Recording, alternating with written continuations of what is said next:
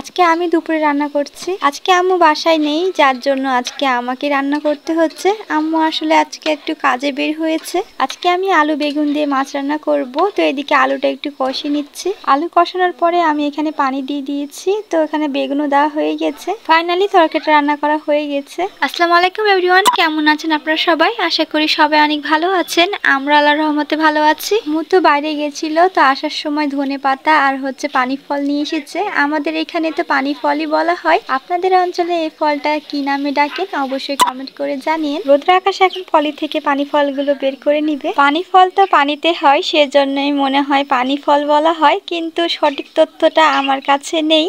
পানি ফল সবাই বলে, সেজন্য আমরা পানি ফলই বলে থাকি। অনেকেই পানি ফলটা খেয়ে থাকেন, আবার অনেকেই পানি ফলটা খান না, কিন্তু আমাদের পানি ফলটা খেতে ভালোই লাগে। এখন পানি ফলগুলো ভালো করে ধুয়ে নিতে হবে। এখন আমি গুড় কাটতে বসে গেছি, আপনারা তো দেখতেই পাচ্ছেন। আজকে আম্মু ভাপা পিঠা করবে। শীত তো চলেই আসলো, সেজন্য আমাদের পিঠা খাওয়া শুরু হলো। আর যতদিনই শীত থাকবে সবার বাসায় তো পিঠা পুলির উৎসবই লেগে থাকবে। শীতের সময়টা আসলে ভালোই কাটে, সবাই একসঙ্গে পিঠা বানাই। তো আমাদের তো এখন নানির বাসায় যাওয়া হচ্ছে না, তো আমরা এখন বাসাতেই পিঠা বানাচ্ছি। নানির বাসায় আমরা যখন যাব তখন নানির বাসায় পিঠা বানাতে হবে। তো আপনারা তো দেখতেই পাচ্ছেন আমি আস্তে আস্তে সব গুড়গুলো কেটে নিচ্ছি। এই গুড়টা ভালোই ছিল, মানে স্বাদ আছে গুড়টার। একটা কেটে নিয়েছি গুড়ের চাক, আর একটা গুড়ের চাক আছে। শুকনা গুড় দিয়ে চিতই পিঠা খেতেও ভালো লাগে। গুড়গুলো কাটা শেষ, তো আমি এখানে আটা চালতে বসে গেছি। আজকে যে আটা দিয়ে ভাপা পিঠা করা হচ্ছে, এটা হচ্ছে চাল আমাদের বাসায় ছিল। সে চালগুলো দোকান থেকে ভাঙানো হয়েছে, সেই চালের আটা দিয়ে আজকে ভাপা পিঠা বানানো হচ্ছে। আগে যখন আম্মু ভাপা পিঠা করতো তখন চালটা ধুয়ে শুকানো হতো, তারপরে আম্মু পাটায় বাটতো। এখন তো অনেক কাজের চাপ, সেজন্য তো ওইসব কাজের আর সময় থাকে না, যার জন্য শর্টকাটে এইভাবেই করা হয় ভাপা পিঠা। আজকে আম্মু হাঁড়িতে ভাপা পিঠা করবে না, আজকে আম্মু ভাপা পিঠা করবে প্রেসার কুকারে।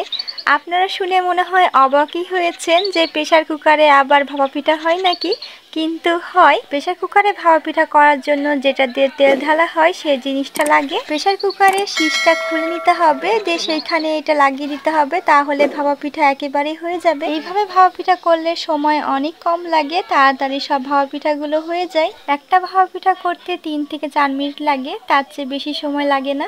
আম্মু একে একে ভাপা পিঠাগুলো করে নিচ্ছে। আপনারা দেখতে পাচ্ছেন কত তাড়াতাড়ি হয়ে যাচ্ছে। আপনারা এইভাবে ভাপা পিঠা করে খেতে পারেন, তাতে আপনাদের সময় বাঁচবে এবং তাড়াতাড়ি হয়ে যাবে। আমাদের গরমের চেয়ে শীতের সময়টা বেশি ভালো লাগে, কারণ শীতের সময় সবার বাসায় বাসায় তো পিঠা হয়েই থাকে, আর সবাই একসঙ্গে কত গল্প করে আর পিঠা বানায়।